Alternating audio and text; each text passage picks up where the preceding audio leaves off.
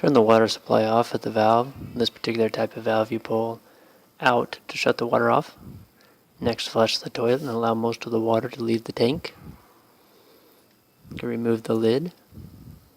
Position a bowl under the tank to catch the remaining water in the tank.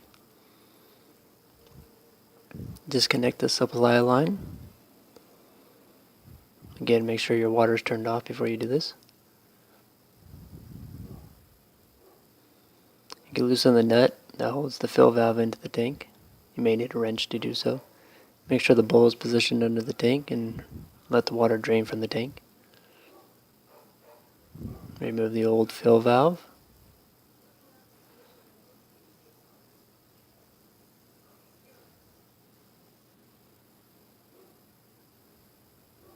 Here's the new fill valve.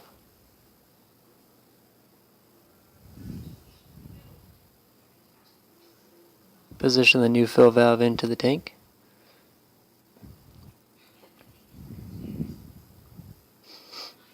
Using the nut that came with the package, look for the impression on the nut that says this side up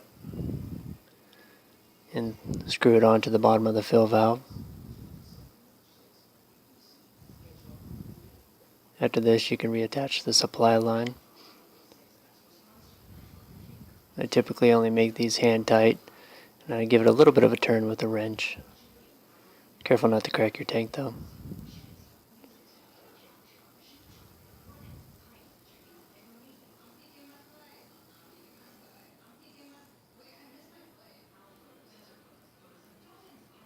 Insert the hose in the fill valve.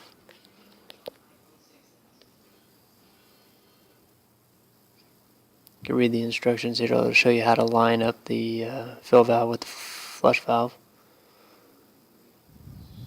Simply give it a turn. It'll come up. It's spring loaded. Once you get it to the desired height, you can turn it all the way to the left and it'll click into position, locking in the fill valve into place. Align your hose and trim the hose to link. Double check that your supply line is connected properly and simply push in the tab to turn the water back on. You'll notice the water flowing back into the tank.